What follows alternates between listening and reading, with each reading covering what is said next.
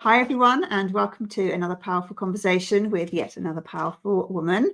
I'm delighted to be joined today by Tansy. I'm going to let you introduce yourself, Tansy, as I know you'll do a better job of it than I will. Oh, thank you, Claire. Thank you very much for having me here. It's lovely to be with you.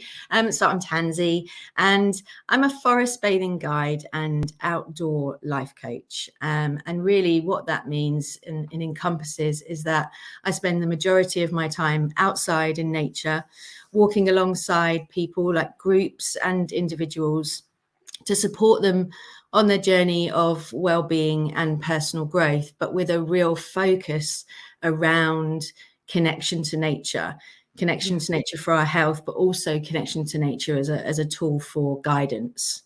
So yeah, that's in a nutshell. Yeah, and I love that whole connection to nature.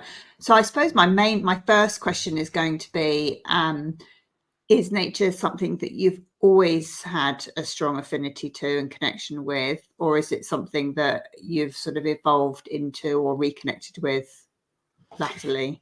Yeah, no, it's an interesting story actually, because yes, when I was a child, we moved out of quite a large estate town, and we moved into this tiny little village where actually I changed schools, and when I started there, like I was the only child my age at this school. That's how tiny it was Wow. in the village. So yes, I grew up very much connected to nature. My parents loved caravanning and camping, so we spent many weekends going off. My dad in particular is really passionate about nature.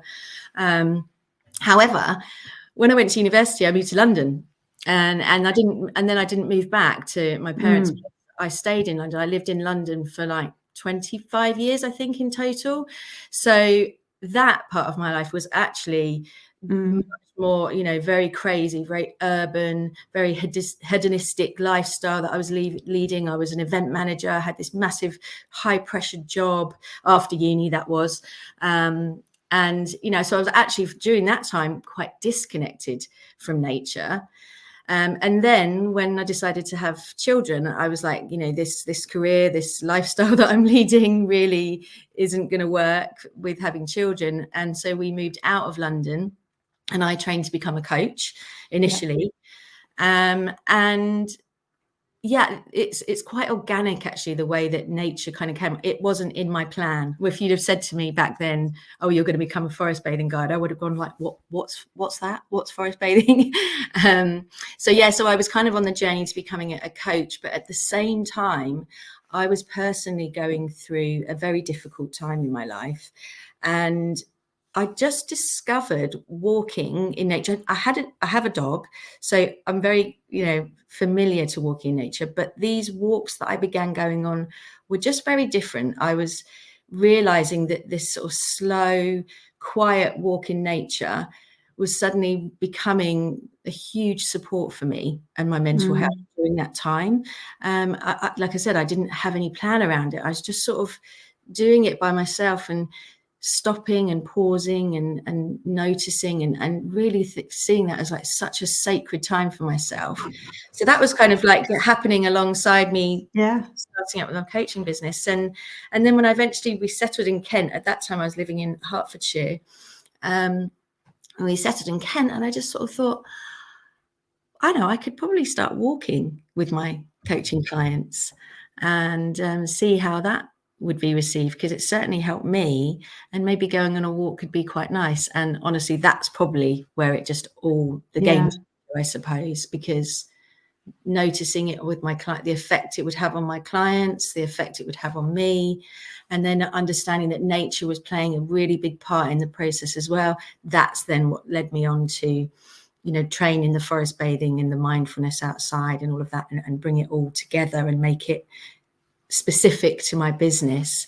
But yeah, I mean, I guess like many people who work in the wellness industry, it's really, a lot of it is born from your own lived experience, isn't it? I suppose the same for you as well. Maybe that the reason coaching was because of something that happened in your life. And yeah, nature was a huge support for me, and still is, through all of life's ups and downs. So yeah, that's a journey. But like I said, like an organic journey, really.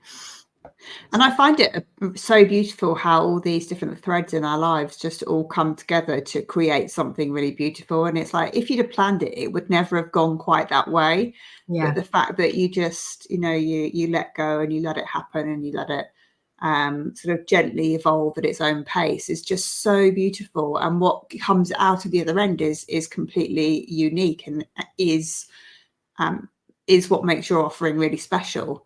Oh yeah, and I love that you said that, because that's exactly what I say to clients, and that is one of the examples of the way nature can actually support us and inspire us in that way. Because as humans, we get very stuck on wanting to have everything planned and wanting to control everything, and always worrying about outcomes, and thinking that we're not organized enough. And you think, well, actually in nature, we place a seed into the soil, and yes, of course, if that seed isn't nurtured, it doesn't stand the best chance. But although out in the wild, seeds are growing all the time without our intervention, but actually you could place two seeds in the ground next to each other and nurture them both the same way, but they will still grow in different ways. And using nature as a metaphor in that way, as a guidance tool to look at the way nature behaves and the principles and values in nature, can be such a wonderful support. Because this is one of the things I always have to kind of really harp on about, is this fact that we've forgotten that we are nature too. Yeah. But sadly, as a species, we've just severed ourselves and completely moved away from the rest of nature. And we don't often consider that actually we're a species of nature as well. So we're part of this whole organic, beautiful growth that has happened on Earth, that and sometimes we can, like you said, we can allow ourselves and trust in the unfolding of our journey, rather than needing to have everything exactly planned out and controlled, which actually could limit us from potential growth that's out there. I think the image that comes to my mind as I'm listening to you talk about that is, obviously at the moment we're approaching the shortest day of the year. We've got another 3 weeks or so to go for that, but you look outside and autumn feels like it's been really, really late this year, and the leaves still have to let go of being on the trees. And it just, part of me is like, because I like the metaphor of the leaves let go, and then at this time of the year, this beautiful time for us to let go of what we're hanging on for. And part of me thinks, so okay, it's taking longer to let go this year, but is that because maybe we need more time this year to let go of stuff before we go into next year, and just be with that and sort of lean into it, rather than just rushing through and wanting it to suddenly be winter or spring? I mean, it's a really good point, because yes, we have seasons. Nature has seasons, but also nature doesn't suffer from comparisonitis like humans do. Two trees are standing next to each other. One might have dropped all of its leaves, the other might be still holding on to it, but there's no comparison there. So yes, we have those seasons which we move through, but actually individually we should all honor our own rhythms, and not worry what other people are doing. So exactly, if it's taking us a bit longer to let go, or taking us a little bit longer to slow down, then so be it. That and also remembering that, well, especially as women, we're cyclical beings, aren't we? That we flow through sort of seasonal fluctuations constantly. So I mean, I believe wholeheartedly in seasonal living, but also honoring your own kind of rhythm and flowing with that can be helpful. I mean, I would say though that autumn and winter is probably the two seasons where humans fall most out of alignment with the rest of nature, because we do struggle to slow down. We do struggle to let go of our energy output. When the clocks change and we have a lot less light in our days, we're not getting as much vitamin D for starters. So we're really, it's no wonder that by the time January comes, we feel completely burnt out, because, you know, we're supposed to really, you know, think about that season of winter and hibernating and hiding away. Yeah. And then we Yeah. throw in a nice big Christmas festival where everything goes completely bonkers, and there's so much planning and organising and social events. I mean, I love Christmas, and we're just saying I'm a Christmas baby, so I do love it all. But it just shows how it sort of goes against the grain of the rest of nature. And then it's no wonder then in January we feel so low. But then to add to that pressure, we start throwing in, come on, it's the start of a new year. What are you going to do? You know, like as if it's a new start. But actually, what if we were to look at spring as the new start, and January, February to be much more about just rooting down, feeling grounded, maybe exploring, thinking, setting a few intentions, visualizing of like what we want to bring in for the springtime.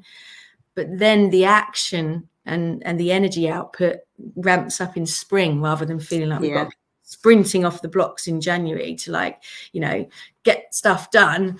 It's interesting when we look at that, when we look at the way that nature behaves and the principles and the values, it can really help us to see that a lot of the human kind of social constructs and ways of doing things aren't really in alignment with what I believe Mother Nature meant for us, because, you know, we've been birthed by nature onto this planet. So learn a lot from observing nature.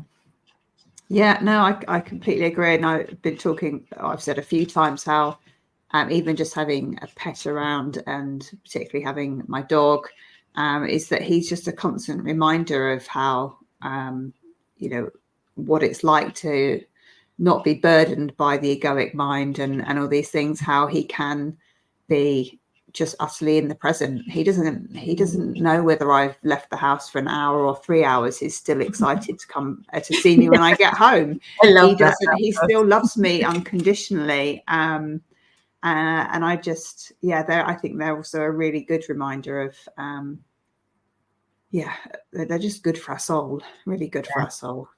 Yeah, no, that's, you know, what you just sort of touched on then about that, you know, like you can, the egoic mind and that sort of thing of like just being, that's another thing that I really love to share with my clients about nature.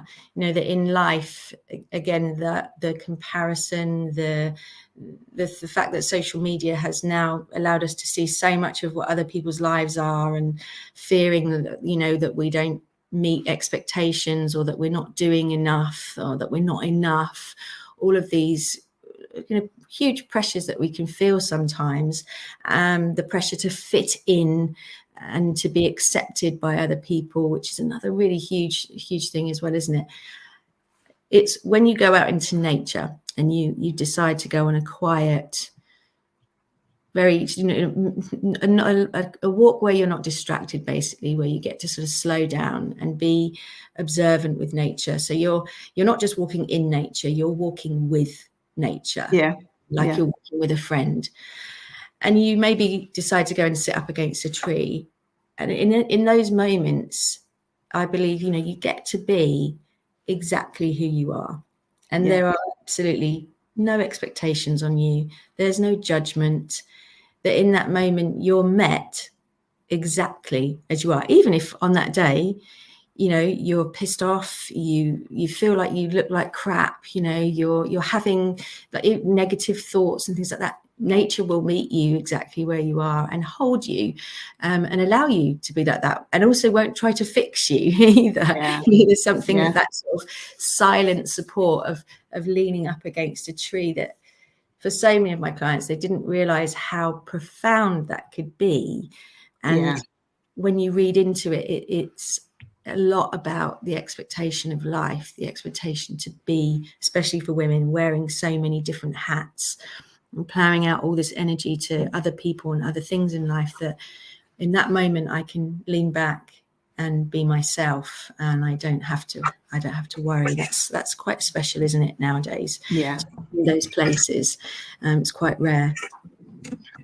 It really is. And Yeah, makes me really excited to. I'm not walking the dog at the moment because I sprained my ankle, but so I'm kind of half missing it, because when you, particularly because I walk the same sort of route very frequently, you notice the little things. You notice when the leaves are falling off, or the mud is thicker, or the buds are coming through, or all these different things. You just notice them, the little details, when it's a very familiar walk. So I suspect the change is going to feel quite profound for me when I go on my local walk, when I eventually can. But that's lovely in itself, to simply notice things. I mean, I often say to my clients, see if you can just pick a tree on your the one that you see on a regular basis, just one that you maybe notice, and kind of take that as that's your tree. And you might even want to give it a name. There doesn't need to be anything too woo-woo about it. I'm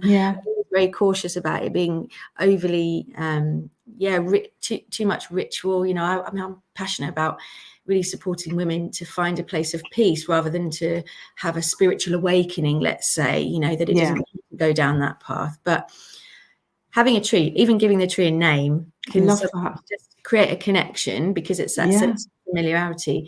And you don't have to do anything with the tree really, except notice and notice how it changes. And that again reminds you that life changes, that life is seasonal, that sometimes there are periods of growth, and sometimes there are periods of letting go, and sometimes there are periods of stillness. Actually, that's all really, really important part of our continued growth. Unfortunately, as humans, we've begun to believe that we always need to be in the light, and that if we're not in the light, that must mean that there's something wrong. Actually, when we look at nature, we think, oh no, we have to move down into the darkness sometimes, because we have to restore. And that's where new things are born, like new ideas, new potential, and seeds that then have the potential to grow. You think if a flower was in the sunlight the whole time, well, it would keel over. So just these little observations and noticing those patterns and things, then feeding it back into your life and thinking, oh, well, how does that work for me then? How can I learn from that and explore my life in relation to nature, and be more gain kind of inspiration from those values and behaviors that can help to guide our own life in the way that's authentic, I suppose, is the best, rather than trying to keep up with the rat race. I love it. And I'm very, very excited now about going back into the woods and finding my tree. That's going to be really, really exciting. I really like that focus on just one tree, because the whole woods, it is just too much. But just having one tree, that's really beautiful. I mean, I've got a funny story, because when I obviously lived in London for years, and like I said, I was a bit of a wild child in London, and then when I started doing what I'm doing, a lot of my London mates thought I was having some kind of midlife crisis. Who is this woman that she's suddenly become a tree hugger, and and they would kind of giggle at me and make fun, but in a friendly way. We always have a laugh about it. And then anyway, during the pandemic, I did an online retreat. And I would then give guidance for people to go out for walks and give them just invitations that they could do. So it was really nice that we could actually connect during that time. My London friends came on it, and she was like, oh, come on, I'm going to sign up, and I'd love to see what you do. And I gave that exercise to go out and find the tree. And to this day, she cannot believe it, because she was I would say, a non-believer.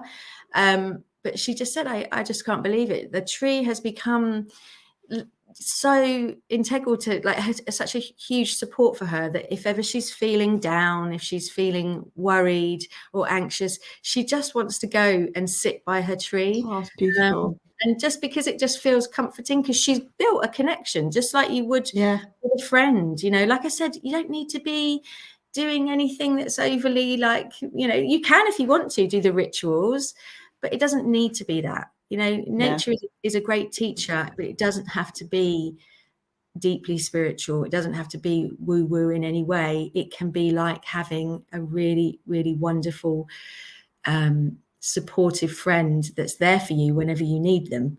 That's the way I like to see it. And of course, not, I shouldn't really leave out that there's now tons of research of spending time in nature, especially with forest bathing studies that show when you go out in nature and you slow down and you minimize your distractions, so turning your phone on silent or on do not disturb, whatever, and that you just sit and you observe and you're kind of a bit more mindfully aware of your surroundings, then you have the ability that you can achieve that your blood pressure, your heart rate will lower, your cortisol levels will lower.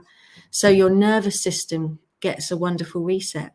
And with that, if you move out of fight or flight, we know, don't we? If we move into that place of rest, we can access feelings of joy, contentment, gratitude, peace, calm. People have when they come on my workshops, there's this wonderful sense of relief. When I see it in their bodies, they might arrive tightly wound up and it takes a little bit of time, but at some point through the workshop, you just see the shoulders and the face sort of dropped in these kind of audible sighs that will come out that people are like, so you can see that nature's working her magic.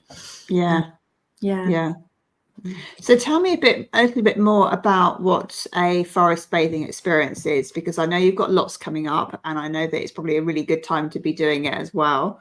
So what can you expect on a day or an experience of forest bathing?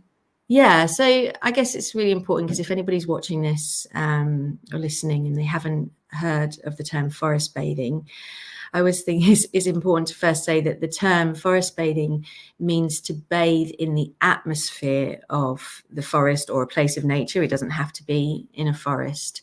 So it doesn't require any physical bathing. So people might think, oh, God, that sounds amazing. I don't want to go bathing. That's, the cold wild swimming is another thing, which I do love. That's separate to forest bathing. So you don't need any experience with it. It's very simple. In fact, when people come on the workshops, they're like, oh, wow, I realize now I can be doing this by myself, when I go on my walks. But essentially, it's a mindfulness-based practice of walking very slowly through this place of nature and inviting nature in through all of your senses. Because if you think about it, when you walk the dog, yes, you might notice to some extent the nature around you, but often we're distracted. Often we're very much caught up in thoughts, or we might get the phone comes out, or people think, oh, I know, I'm going to listen to that podcast, or they might be walking with a friend, or have a dog that maybe needs a lot of attention, or a child that needs a lot of attention. All those things are great. Obviously, any time spent in nature is good. But with forest bathing, it's kind of taking all of that away and then engaging all of your senses, so that you're not just looking, you're actually really listening, you're getting your hands out and you're noticing different feelings with smelling. Obviously in the spring and the summer, we do a bit of foraging and tasting, but otherwise the taste part comes at the end when we have wonderful herbal and wild teas and snacks and things.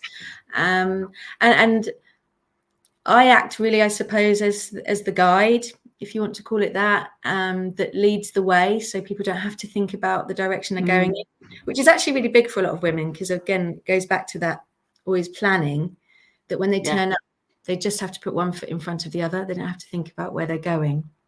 And then I will give invitations of different things that they can do, different exercises. Some are very quiet and introspective, and others are a bit more playful.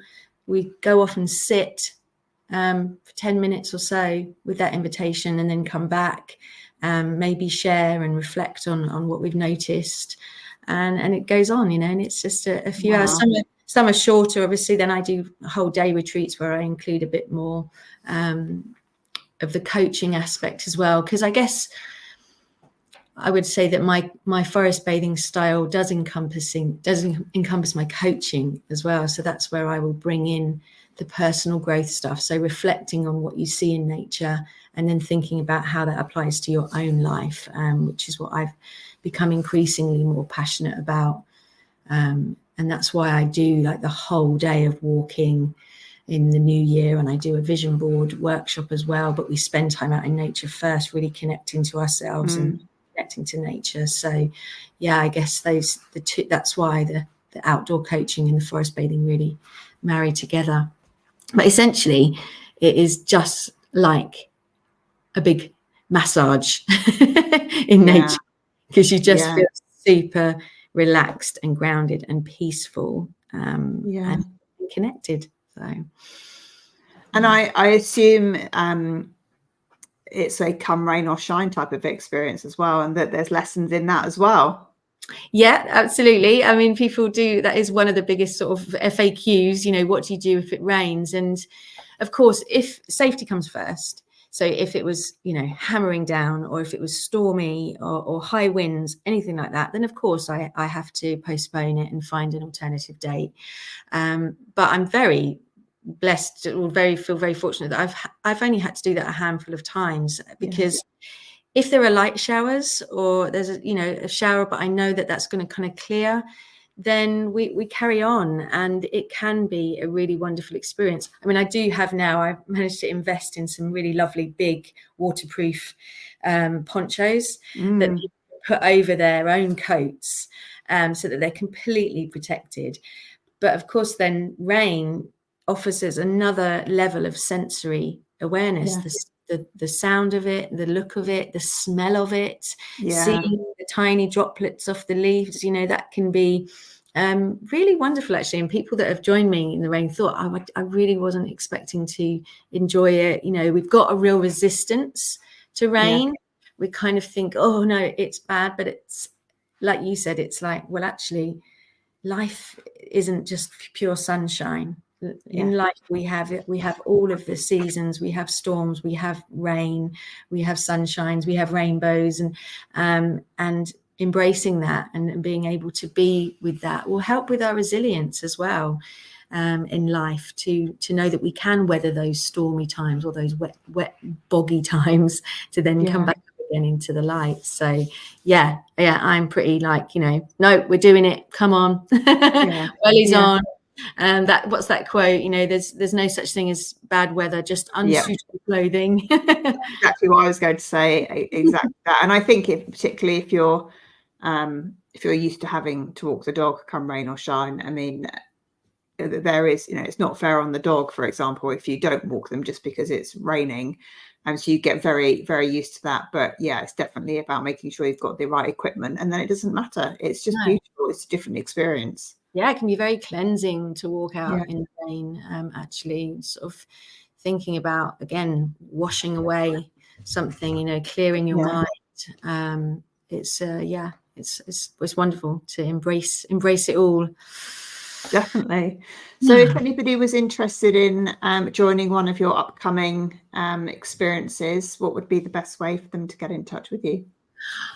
Well, on my website really would be the best. If you go to the events section, my website is tansyinthewild.com.